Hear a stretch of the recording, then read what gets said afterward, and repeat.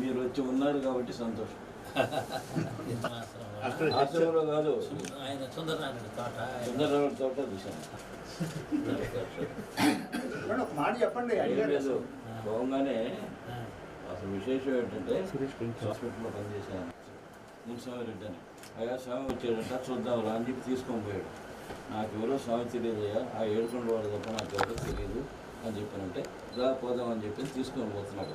తీసుకొని పోతుంటే చెప్పులతోనే పోయాను.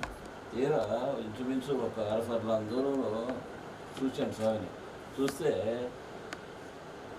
ఈ చెప్పులు నాకు తెలియకుండా వదిలేశాను. వెళ్ళిన తర్వాత ఏమిటి ముసలాయన ఇంత ధైర్యంగా కూర్చోమన్నాడు. నేను బాగా యూత్ మంచి ధైర్యంగా ఉన్నాడు.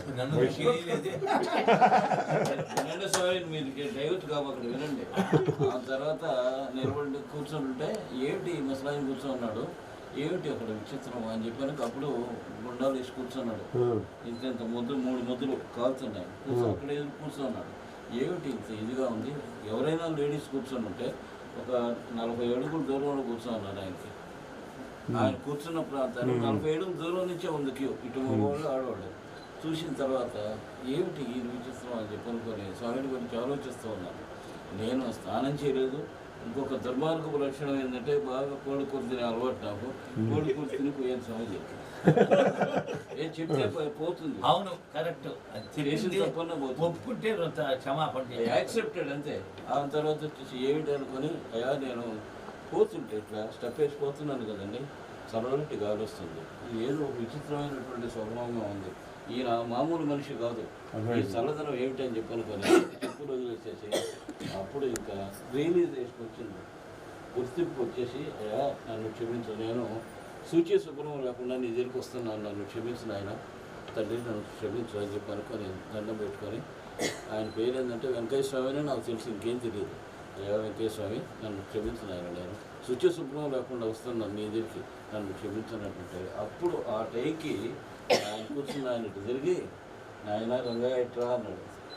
పేరు పెట్టి పిలిచాడు. అవును, ఆయన తెలిసిపోయిందండి పేరు. తండ్రి కనకయ్య, వాళ్ళ తండ్రి వెంకట సుబ్బయ్య, వాళ్ళ తండ్రి నారాయణ అంట. 6 తరాలు వరుసగా పేర్లు చెప్పాడు.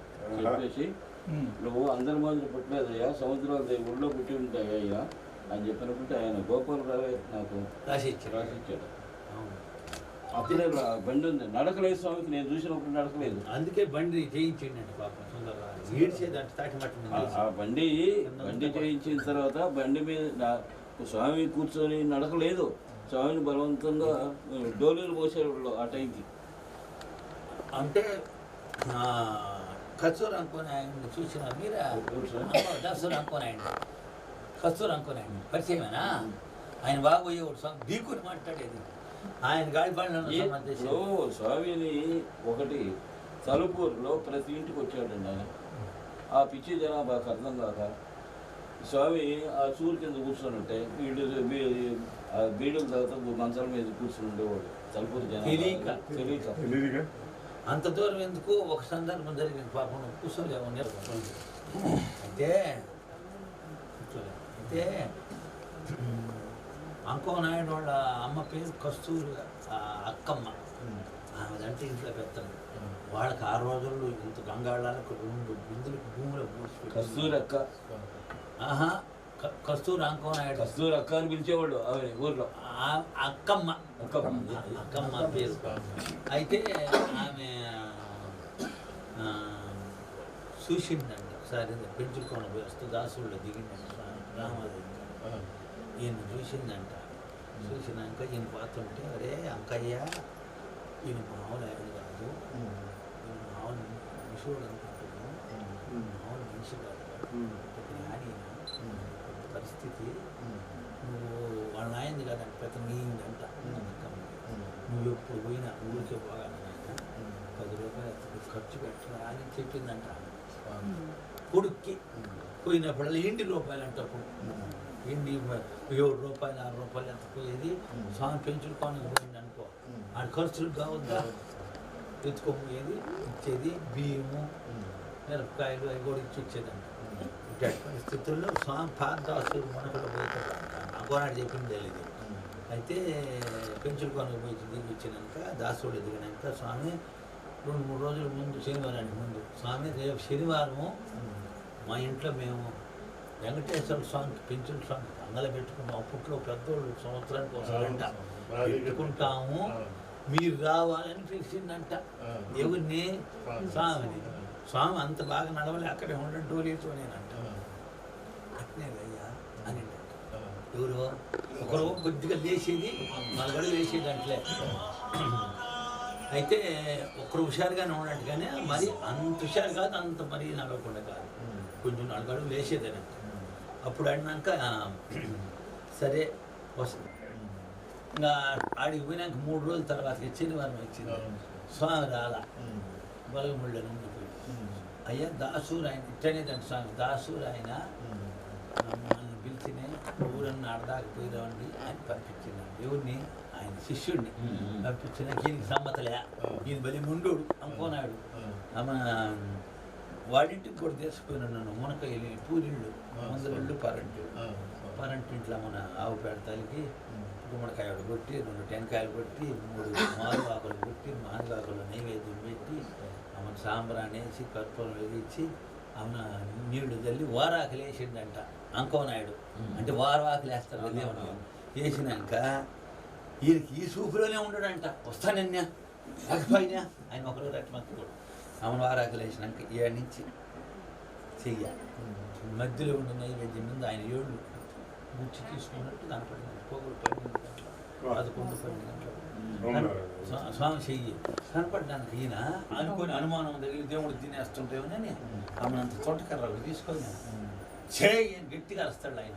మన కాడే కదా నిందా 10-14 ఏళ్ళు చేయి అని ఇసి కొట్టిందట. తలుపు తగిలిందంట కర్ర.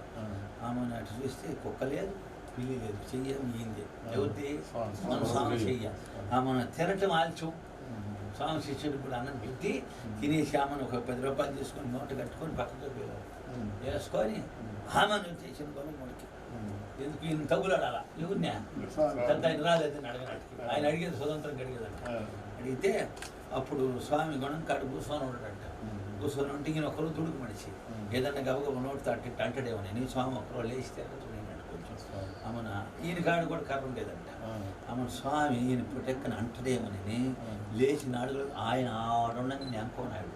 ఈయన లేచి 4 అడుగులు ముందుకు పెట్టి మన స్వామి అయ్యా నా చెయ్యే కదా అని, నా చెయ్యే కదయ్యా అమ్మను ఆ మాటని చేసేంటివయ్యా తొంటకారు తీసుకొని తలుపు కొట్టి చేసేళ్ళా అని మన స్వామి. అప్పుడు ఈయన ఓడిపోంత తగ్గిపోయి భయపడిపోయి కర్ర చేతులు కిందేసి ఆమెను సాగిలు పడింది. దండం పెట్టేసి చెయ్యను తొంటకారు వేసిన స్వామి కుక్క పిల్ల అనుకుని నిజమైన స్వామిని కాదు నేను పెట్టినంట అనుకోనాడు. స్వయంగా చెప్పిన మాట. మరి స్వామి శరీరంతో ఉన్నాయని గొలగముళ్ళ కూర్చొని దాసులు పోయి చేయబెట్టి దేవుడు మనిషి అయితే ఎట్ట పెడతాడో భగవంతుడు కాబట్టి ఆయన స్వయంగా చేయబెట్టిండు. కస్తూరు అనుకున్నాడు. కళ్ళని బయటపోయి భయపడిపోయింది. అంటే వణికిపోయింది. కాడికి అడిగి నోరు మాట్లాడుకున్నాను. 3 ముందు 4 అడుగులు వేసి అయ్యా నా చెయ్యే కదా కనపడేళ్ళు అయ్యా కుక్క అంటివి కదయ్యా పిల్లి అంటివా తొంటకర తీసుకొని చేసేంటివని వరగబెట్టినట్టు. అప్పుడు భయపడి సాగి వెళ్ళి అన్నం పెట్టుకోవాలి. ఆ రోజు నుంచే ఓయమ్మ ఈయన మామూలు మనిషి కదా అనుకోనాడు. కూడా ఆ ఓడిపోంత దగ్గిపోయి ఆ 90 చిల్లర కదా 96, 97 ఉండి ఆయన కూడా మన కాడే కదా ఉండింది. మళ్ళీ ఆయనకి బలి అనుమానం, ఆయన మళ్ళీ నా మీద అనుమానం అట్ట కూడా అడిగిండు. ఆయనకి బాగా కనపడేది పెద్ద ఆయన. స్వామి శరీరంతో బాగా మాట్లాడేవాడు కదా. స్వామి అందరూ వచ్చి కాళ్ళ మీద పడుతుంటే నువ్వు అంత భాష అంత తెలియదు పల్లెటూరు లెక్క, నువ్వు చిన్నగా మాట్లాడుతుంటే స్వామి పక్క మనిషి కూడా ఏం రాకుండా ఈయన ఏంది స్వామి నాదం పట్టుకున్నప్పుడు మీరు ఒంట్లో ఉన్నప్పుడు కేకలు పెట్టిస్తుండవే అని అడిగింది.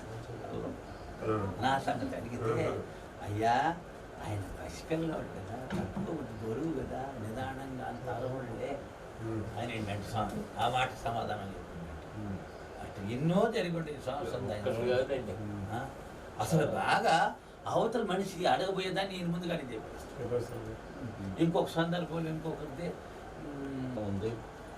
ఆఖర వెళ్ళేటప్పుడు అయ్యా ఇంకా ఇట్ట అన్నాడు బయలుదేరగా అని నేను ఆయన వదిలిపెట్టలేక ఆ తన్మయత్వంలో బాధ వెనక్కి నడుస్తున్నాను. ఆయన మహానుభావుడు వదిలిపెట్టారని అప్పుడు బండి చూసేసి ఈ ముక్క కూడా చెప్పేదయ్యా నీకు అన్నాడు.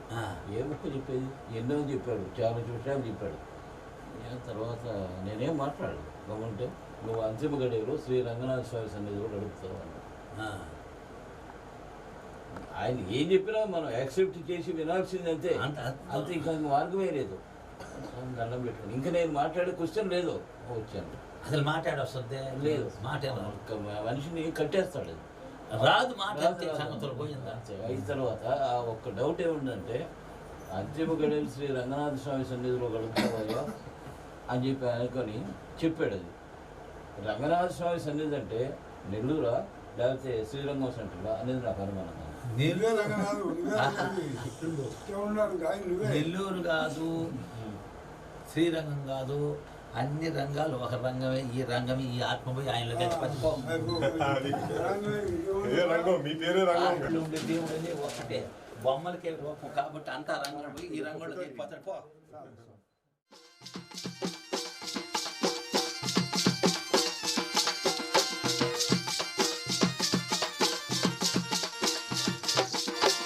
బాధలన్నీ తొలగించే ఘనవైద్యుడవే, బాధలన్నీ తొలగించే ఘనవైద్యుడవే, బాధలన్నీ తొలగించే ఘనవైద్యుడవే, విభూతితోనే వ్యాధులన్నీ తీర్చినావే, విభూతితోనే వ్యాధులన్నీ తీర్చినావే, దివ్యమైన దారమే మాకు రక్ష అన్నావే, దివ్యమైన దారమే మాకు రక్ష అన్నావే, దివ్యమైన దారమే మాకు రక్ష అన్నావే, దివ్యమైన దారమే మాకు రక్ష అన్నావే, దివ్యమైన దారమే మాకు రక్ష అన్నావే, దివ్యమైన దారమే మాకు రక్ష అన్నావే. నమ్ముకున్న వారి పాలి స్వామి కొండంత అండ నీవే, నమ్ముకున్న వారి పాలి స్వామి కొండంత అండ నీవే. శ్రీ గురురాయ వెంకయ్యార్య, శ్రీ గురురాయ వెంకయ్యార్య, శ్రీ గురురాయ వెంకయ్యార్య, శ్రీ గురురాయ వెంకయ్యార్య. ఓ స్వామి మా స్వామి ఆదరించు స్వామి నీవే, దేవా చెరది శివరములియవే, ఆదరించు స్వామి నీవే, దేవ జగతి శివరములియవే.